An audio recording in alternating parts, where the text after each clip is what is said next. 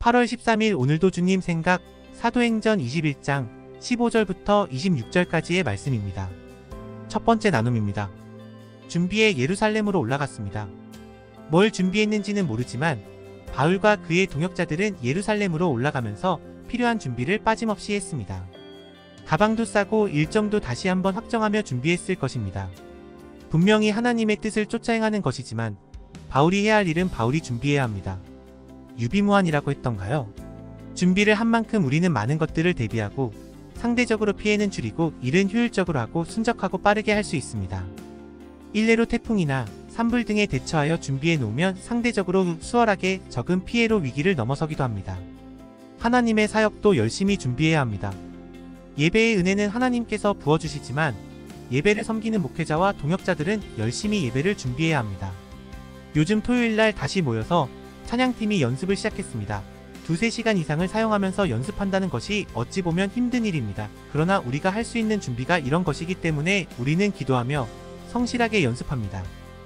그리고 예배가 되면 성도들은 덕분에 함께 자유하고 기쁘게 최소한의 방해 속에서 예배에 집중하게 될 것입니다.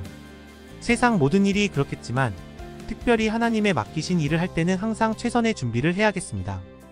은혜 타령할 것이 아니라 최고의 하나님께 최선의 것을 드리는 자녀가 되야겠습니다. 앞으로 더욱 즐겁게, 더욱 성실하게, 더욱 열심히 준비하겠습니다. 두 번째 나눔입니다.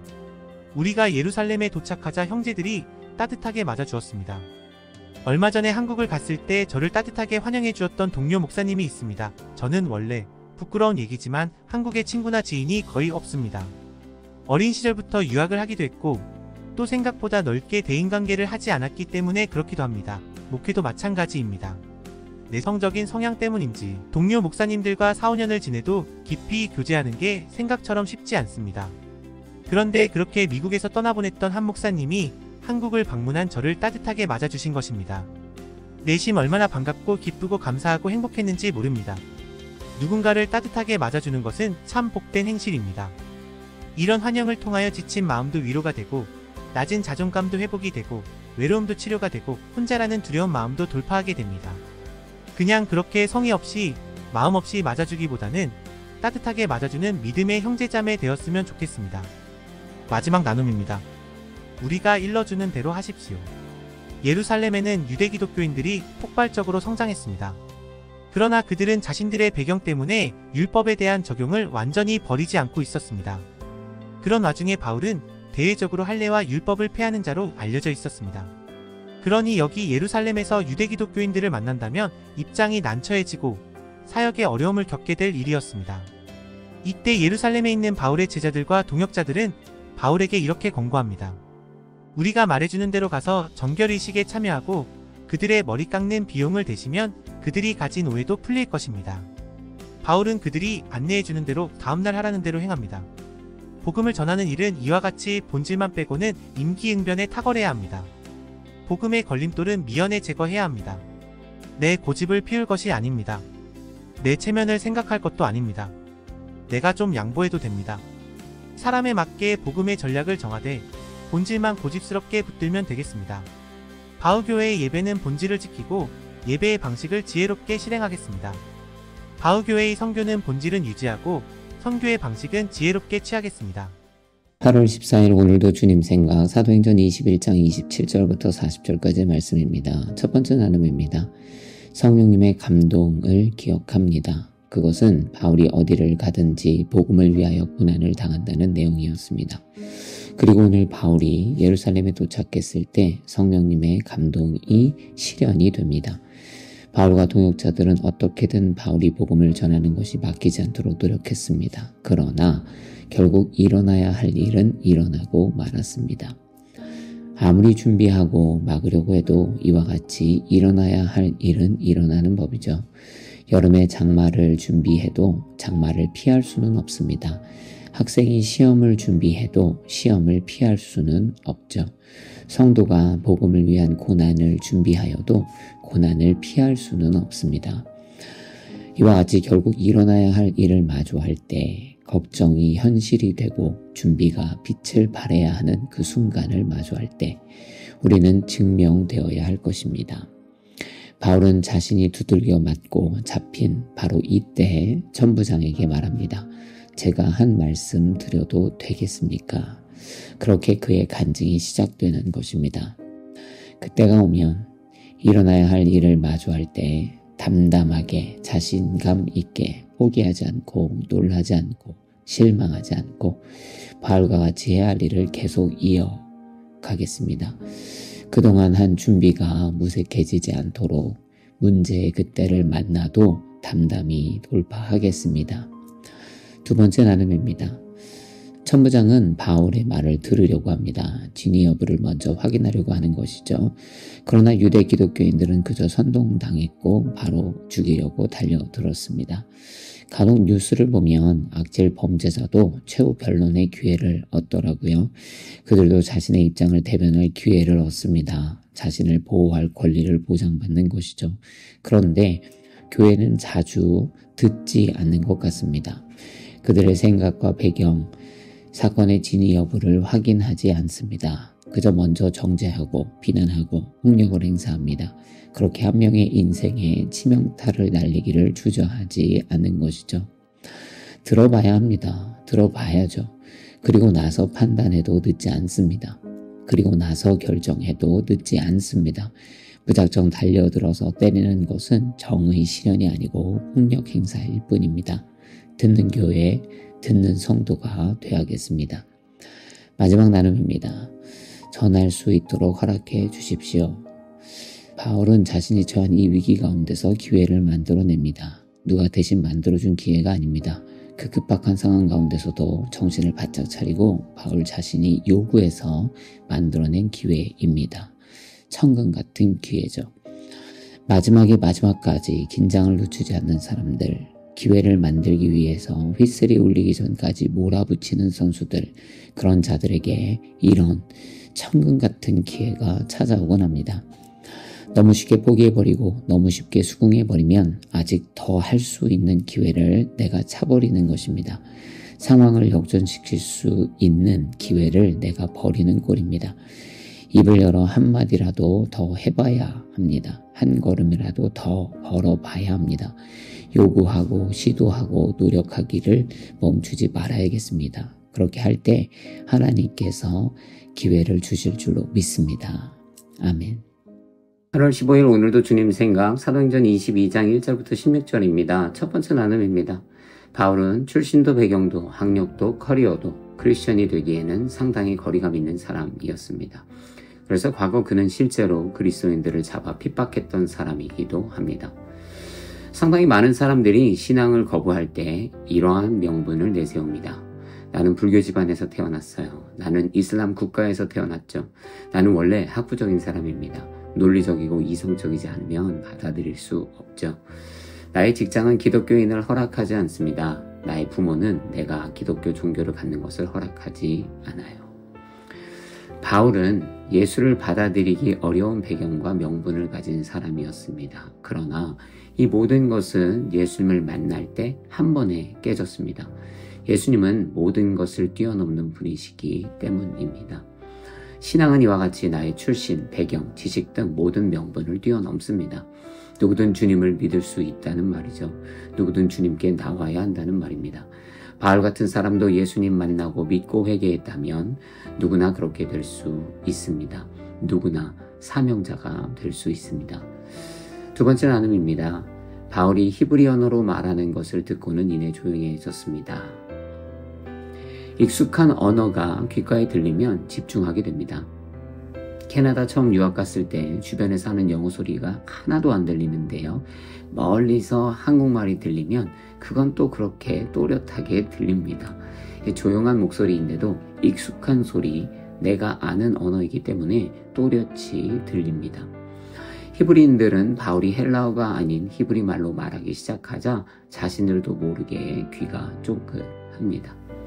익숙한 언어는 이와 같이 또렷이 들립니다.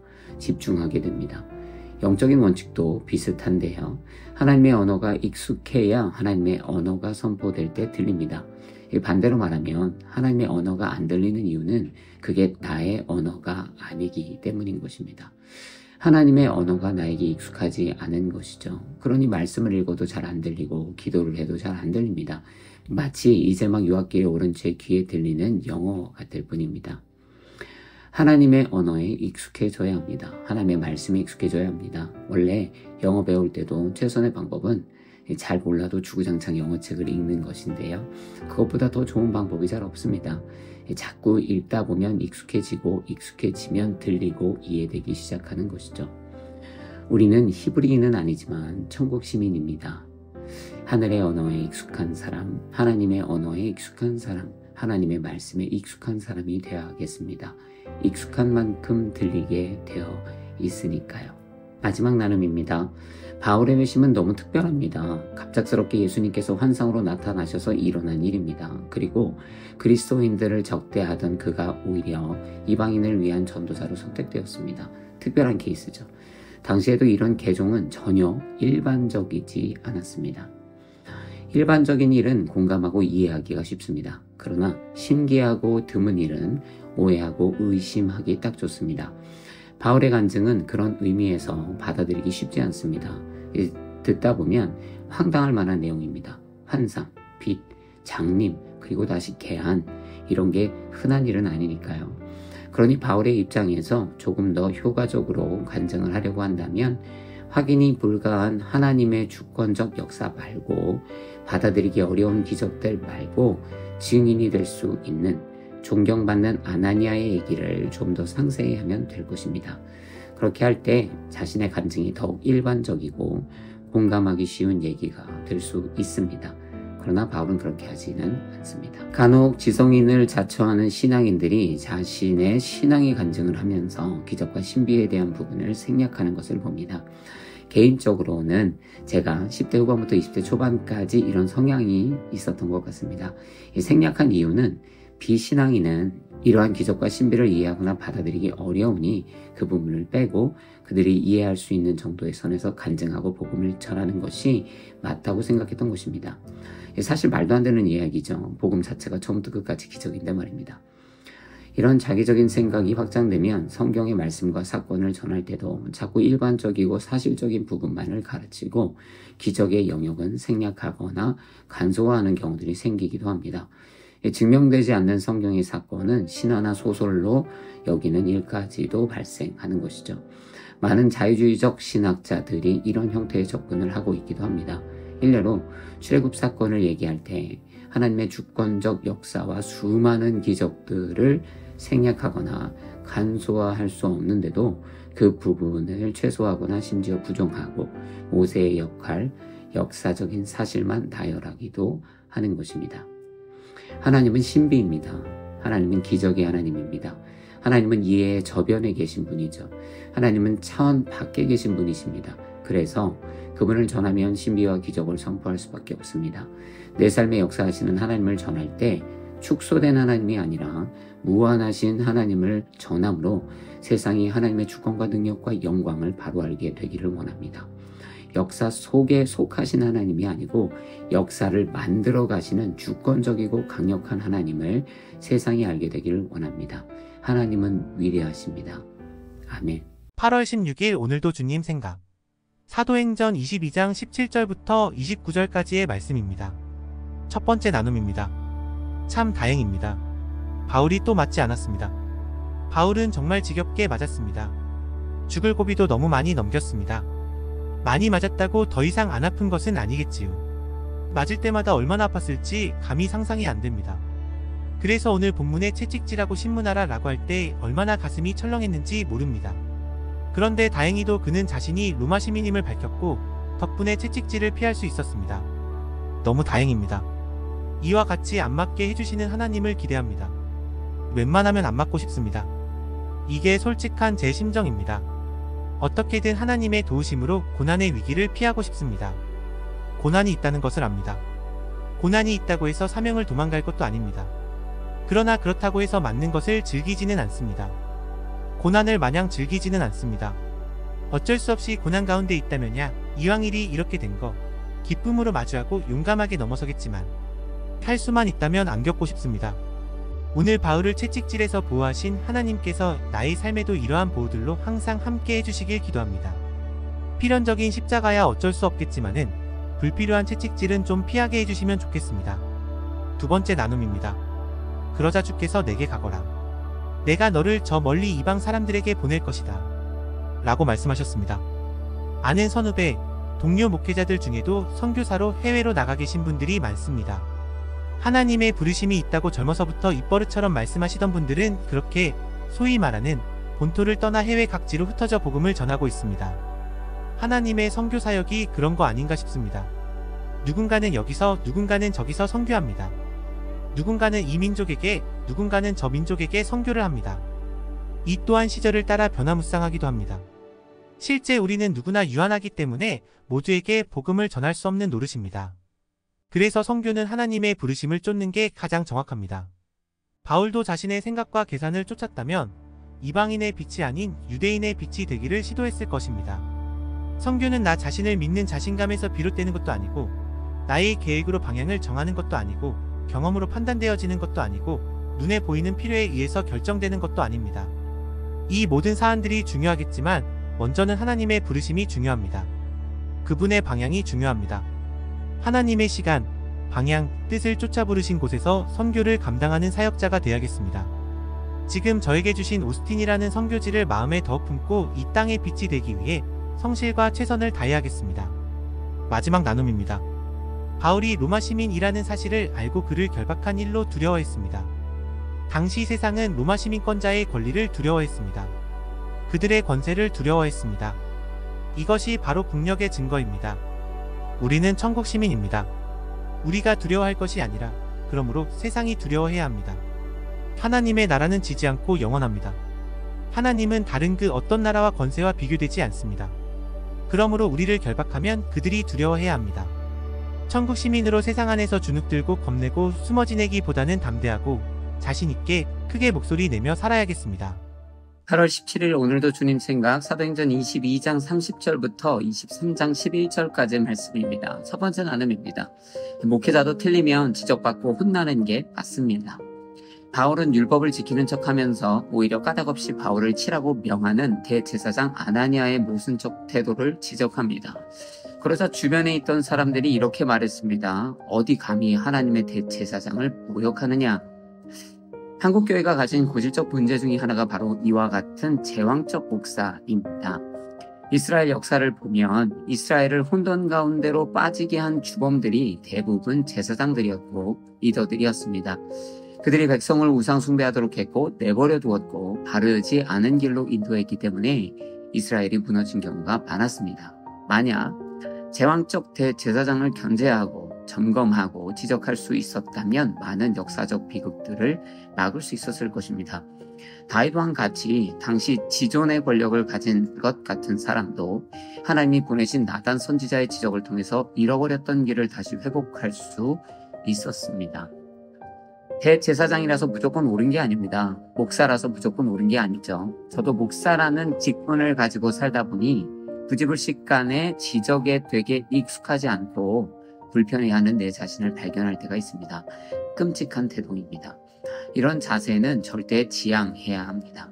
누군들 지적받을 수 있고 누군들 혼날 수 있습니다. 아닌 것은 아닌 것이고 건강한 견제와 점검이 필요합니다. 무지성적, 무분별한 지적을 해도 된다는 것은 아닙니다. 건강한 지적을 해야 한다는 것이고 이러한 건강한 지적을 성숙하게 받아들일 줄 알아야 한다는 얘기를 하는 것입니다. 제왕적 목회는 절대 하지 않겠습니다. 건강한 지적을 성숙하게 수용하고 변화를 시도하는 목사가 되겠습니다. 두 번째 나눔입니다. 전략적 제휴를 맺고 바울을 올가매려고 했던 바리새파와 사두개파는 오히려 바울의 계략에 빠져서 서로 싸우기 시작합니다. 잠시 오늘의 문맥을 벗어나 분열이라는 개념에만 집중해 묵상해 보면 귀한 지혜를 다시 한번 상기하게 됩니다. 분열은 일을 하지 못하게 합니다. 목적을 이루지 못하게 합니다. 애초에 바리새파와 사두개파가 연합한 이유도 공동의 목적을 이루기 위함이었습니다. 즉 연합은 일의 성취를 돕지만 분열은 일의 실패를 조장한다는 것을 다시 한번 깨닫게 되는 것입니다.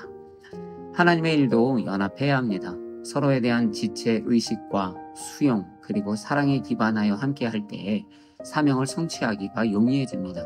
만약 서로 분열하기 시작한다면 되던 일도 실패할 수 있습니다. 분열을 조장하는 목소리에 귀 기울이거나 현혹되지 않아야겠습니다.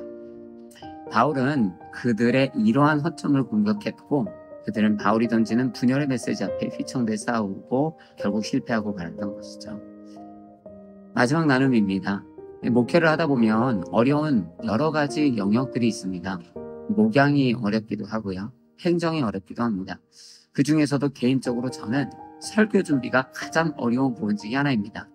매주 주일 설교뿐만 아니라 말씀 묵상 나눔과 그 외의 영적 메시지들을 적다 보면 영혼과 생각까지 다 소진되는 듯한 느낌을 받을 때가 있습니다. 한 교회에 상주하면서 사역하고 있기 때문에 매번 메시지가 새로워야 한다는 이러한 강박도 한결 저를 힘들게 하는 이유가 됩니다. 바울에게 힘든 부분은 무엇이었을까요? 그는 저처럼 매번 새로운 메시지를 준비하는 어려움보다는 매번 새로운 장소에서 적대적인 사람들 앞에서 복음을 전해야 한다는 사실이 더 그를 힘들게 했을 것입니다. 오늘 말씀을 보아도 11절에 담대하여라 내가 예루살렘에서 나에 대해 증언한 것 같이 로마에서도 나에 대해 증언해야 할 것이다. 즉 내용이 바뀌는 게 아니죠. 사람과 환경과 대적이 바뀔 뿐입니다. 누구든 그게 목사든 평신도든 선교사든 이와 같이 각자에게 맡겨진 사역의 어려움은 각기 다릅니다. 처한 환경과 상황에 따라 다 다른 것이죠. 누군가는 사역이 힘들고 누군가는 환경이 힘들고 누군가는 사람이 힘듭니다. 가장 힘들게 하는 영역들이 다 다릅니다. 그러나 한 가지 확실한 것은 모두 나름의 어려움이 있다는 사실입니다. 이게 나름 위안이 되는데요. 원래 그렇게 자기 십자가 지고 예수를 따라야 하는 법들. 바울이 불평 없이 로마로 가서 또다시 복음을 전하는 것처럼 저도 불평 없이 또다시 말씀을 써 내려가고 맡겨진 사역을 성실히 해내야겠습니다. 마치 제게 이렇게 오늘 말씀하신 것 같아요. 힘을 내라. 내가 지난주에 성경 말씀을 준비해서 전한 것 같이 다음 주에도 또 성경 말씀을 준비해 전해야 할 것이다. 아멘입니다. 여러분도 각자의 부름받은 자리에서 어려움을 이겨내고 성실히 사역을 감당하시기를 도전합니다. 아멘. 8월 18일 오늘도 주님 생각 사도행전 23장 12절부터 30절입니다. 첫 번째 나눔입니다. 비장감이 흐릅니다. 죽이기 전까지는 나는 밥도 먹지 않을 것이야. 그러다 주변에 있던 사람들도 나도 당신과 뜻을 함께 하겠소. 나도 그렇게 하겠소. 나도 하겠소. 여기저기서 동조의 목소리가 퍼져나갔습니다. 결연한 의지.